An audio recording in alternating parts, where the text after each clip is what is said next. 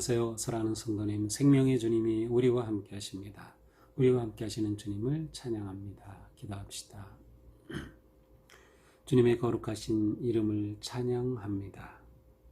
저희들을 위하여 자신의 목숨을 내어주시기까지 그렇게 희생하시고 저희들을 사랑하여 주신 그 은혜에 감사합니다. 오늘도 주님의 말씀을 기대하며 주님의 음성을 듣고자 하오니 저희들의 마음을 열어주시고 깨우쳐 주시며 주님의 거룩하고 놀라운 진리의 말씀으로 가득 채워주시옵소서. 저희들의 삶이 매일매일 주님의 말씀으로 거룩하게 세워져가는 삶이 되게 하여 주시옵소서. 예수님 이름으로 기도합니다. 아멘. 네, 오늘 말씀은 히브리서 9장 11절에서 22절입니다. 그리스도께서는 장래 좋은 일의 대제사장으로 오사 손으로 짓지 아니한 것 곧 이 창조에 속하지 아니하고 더 크고 온전한 장막으로 말미암아 염소와 송아지의 피로 하지 아니하고 오직 자기의 피로 영원한 속죄를 이루사 단번에 성소에 들어가셨느니라. 염소와 황소의 피와 및 암송아지의 죄를 부정한 자에게 뿌려 그 육체를 정결하게 하여 거룩하게 하거든 하물며 영원하신 성령으로 말미암아 흠없는 자기를 하나님께 드린 그리스도의 피가 어찌 너희 양심을 죽은 행실에서 깨끗하게 하고 살아계신 하나님을 섬기게 하지 못하겠느냐. 이로 말미암아 그는 새 언약의 중보자시니 이는 첫 언약 때에 범한 죄에서 속량하려고 죽으사 부르심을 입은 자로 하여금 영원한 기업의 약속을 얻게 하려 하심이라.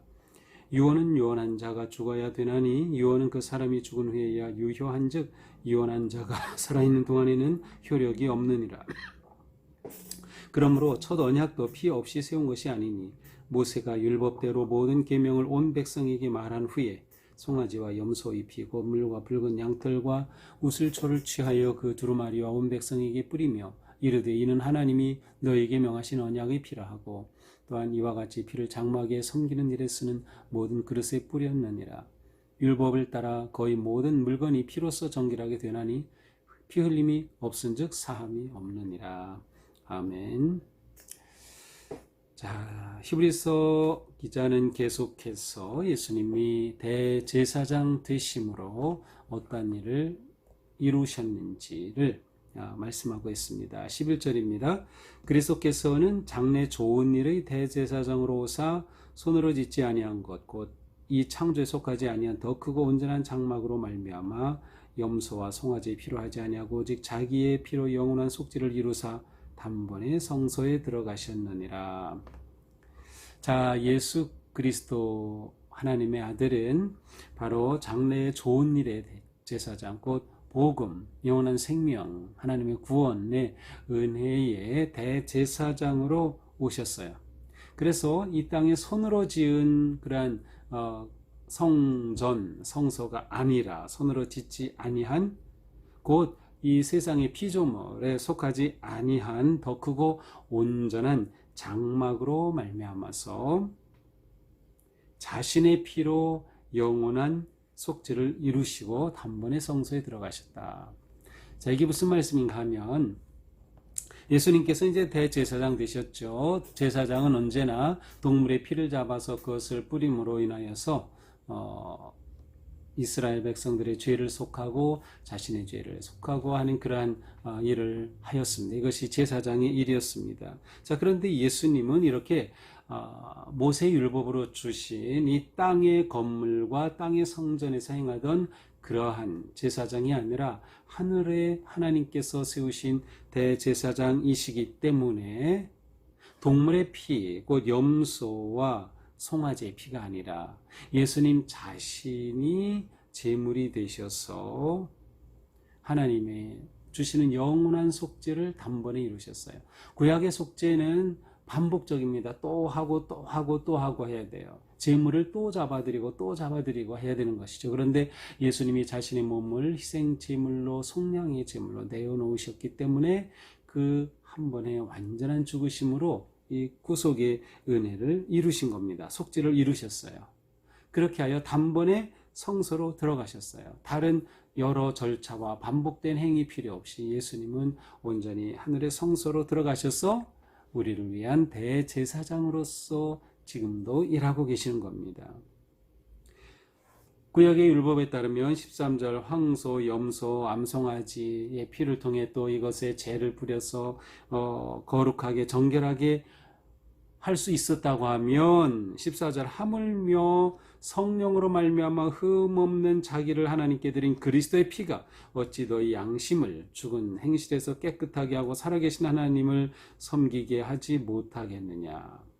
자, 여기에는 아주 중요한 핵심적인 메시지가 담겨 있어요. 예수 그리스도의 피의 역할입니다. 예수 그리스도의 피, 예수 그리스도께서 스스로 자신을 대속제물로 내어주신 그 예수 그리스도의 피의 놀라운 능력과 그 비교할 수 없는 탁월함을 지금 설명하고 있는 겁니다. 자, 그리스도의 피는 모든 우리 그리스도인의 신앙생활의 가장 핵심입니다. 예수님의 피, 그것은 곧 예수님의 십자가, 그것은 우리를 향한 하나님의 사랑의 완성, 우리의 죄를 사하시고 우리를 영원한 하나님 나라로 인도하여 가시는 생명의 문이 바로 이 예수님의 피로 인하여 열려진 거죠. 그러니까 예수님의 피는 우리의 영원한 찬송의 주제이며 감사와 찬양을 드릴 이유가 되죠. 자, 예수 그리스도의 피의 우월함은 무엇입니까? 이 땅에서 잡아들이던 황소, 염소, 양 같은 그러한 동물의 피와는 비교가 되지 않아요. 왜냐하면 예수님의 피는 영원하고 단번에 완벽하게 이루시기 때문이죠. 그래서 예수님의 이 피는 영원한 속죄를 가져오는 하늘의 성소로 인도하여 이끄시는 그런 완전한 속죄의 제물이다. 그러므로 예수님의 피는 그 무엇과도 비교할 수 없는 탁월하고 우월하고 완전한 피다라고 하는 것을 말합니다. 구약시대에는 피 흘림이 있어야만 제사가 있고 그래야만 용서함을 받았던 거예요. 근데 예수님의 피는 이것과 비교할 수 없이 완벽하고 영원하다. 자, 그러면 이 피가 어떤 능력을 가지고 있습니까? 이 피가 어찌 너희 양심을 죽은 행실에서 깨끗하게 하고 라고 되어 있죠. 자, 피의 능력은 무엇입니까? 우리의 양심을 깨끗하게 한다. 우리의 내면을 존재를 깨끗하게 하는 것이에요. 구약의 피의 동물의 피의 한계는 무엇이에요? 내면을 깨끗하게 하지 못했어요. 겉으로 잘못한 행위는 깨끗하게 했지만 그러나 또 반복하고 또 반복하고 제사도 반복되어야 했죠. 그러나 예수님의 보혈의 능력은 우리를 완전히 우리의 양심까지 우리의 마음을 완전히 깨끗하게 하시는 그러한 능력이 바로 우리를 위해 흘리신 예수님의 피입니다. 그러므로 이 땅의 그 어떠한 것과도 비교할 수 없죠. 그러한 가시적이고 육체적이고 이 땅의 피조물로 만들어진 그것과는 비교할 수 없는 완벽한 능력의 피이다라고 하는 것입니다. 그리스도의 피가 우리를 깨끗하게 하신다. 자, 이렇게 그리스도의 피로 깨끗하게 하시는 목적이 무엇일까요? 살아계신 하나님을 섬기게 하는 겁니다. 그래서 섬긴다고 하는 것은 레이투르기아라는 단어는 예배한다라는 뜻도 있어요. 같이 사용이 되고 있죠. 성경에서는. 그러므로 이러한 예수 그리스도의 피의 결과로 우리는 온전한 하나님을 예배하는 하나님의 백성이 되는 것이죠. 온전히 하나님을 예배하는 자가 되는 것. 이것이 원래 제사장이 베풀어주는 길이었죠. 이스라엘 백성들이 제사장을 통하여 하나님께로 나아갈 수 있었습니다. 중보자 역할을 했죠. 매개자, 중개자 역할을 제사장이 했죠. 예수님이 우리를 위한 중보자가 되셔서 대제사장이 되셨기에 예수님의 그 온전한 보혈의 능력으로 우리는 완전히 하나님께로 나아갈 수 있는 진정한 예배자가 되게 된 것이에요. 그래서 하나님을 예배하고 섬기는 그 일을 예수 그리스도의 십자가를 통하여 우리에게 활짝 열어주신 것이죠. 하나님께서 가장 기뻐하시는 것, 예배하는 자를 찾으시는 하나님 앞에 우리가 그렇게 나아갈 길을 열어주셨다. 그러므로 예수님은 새 언약의 중보자이십니다. 우리가 하나님께로 나아가도록 길을 열어주신 분이고 또한 하나님 우편에 계셔서 우리의 모든 고통을 체휼하시면서 도우시는 함께 하시는 그러한 중보자 되시는 예수 그리스도이십니다. 그러므로 이는 첫 언약 때의 범한 죄에서 속량하려고, 그렇죠, 우리를 죄에서 속하시려고 죽으사 부르심을 입은 자로 하여금 영원한 기업의 약속을 얻게 하십니다. 자, 예수님의 십자가의 보혈과 언약의 성취를 여기서는 연결하고 있어요. 예수님의 십자가의 보혈은 하나님께서 우리에게 주신 이 놀라운 언약, 영원한 기업의 약속, 하나님 나라의 그 영원한 기업의 약속을 성취케 하시는 놀라운 은혜의 십자가임을 말씀하고 계십니다. 16절, 유언은 유언한 자가 죽어야 되나니 유언은 그 사람이 죽은 후에야 유효한 즉 유언한 자가 살아있는 동안에는 효력이 없느니라. 자, 이 말씀은 조금 우리가 좀 달리 이해할 필요가 있어요. 자, 유언이라고 되는 그 옆에 일이라고 되어 있죠. 성경에 가서 보니까 언약이라고 되어 있어요. 그래서 이 단어는 유언이라고도 해석 가능하고 언약이라고도 해석 가능합니다. 근데 일반적으로 해석하면 언약이라고 번역하면 언약은 언약한 자가 죽어야 되나니, 이게 약간 문맥상이 어색해 보이기 때문에 보통 유언으로 해석을 합니다. 하지만 이렇게 해석할 경우에도 역시 좀 어려움은 있어요. 왜냐하면 유언은 유언한 자가 죽어야 되나니, 유언은 유언한 사람이 죽어야 유언의 효력이 발휘한다. 언약 때에, 그런데 여기서 유언한 자가 복수예요, 원래. 그러니까 유언한 자들입니다. 그러니까 실제로 유언의 효력은 이 당시에 죽어야만 나타난 것은 아니었어요. 살아 있어도 얼마든지 유언의 효력이 나타났던 거죠. 그러니까 이것은 그 당시의 문화에는 맞지 않는 표현이에요. 따라서 죽은 후에 유효하다, 그렇지 않았던 거죠. 유언한 자가 살아있는 동안 효력이 없느니라. 아니요, 살아있는 동안에도 다 효력이 있는 것이죠. 그러면 이것을 언약으로 번역하면 어떨까? 자, 언약은 여기서 언약을 위해, 체결하기 위해, 언약을 위해서는 반드시 그 당시 동물을 잡아 피를 흘려야 했죠. 그래서 피 흘림과 언약이 이렇게 연결이 되는데, 바로 이렇게 언약을 위해서 체결하기 위해 짐승들이 죽는 것을 의미할 수도 있다. 그래서 언약이 이루어지려면 언약 체결을 위해 짐승들이 피를 흘려야 된다. 이처럼 언약은 피를 흘린 후에야 유효하다.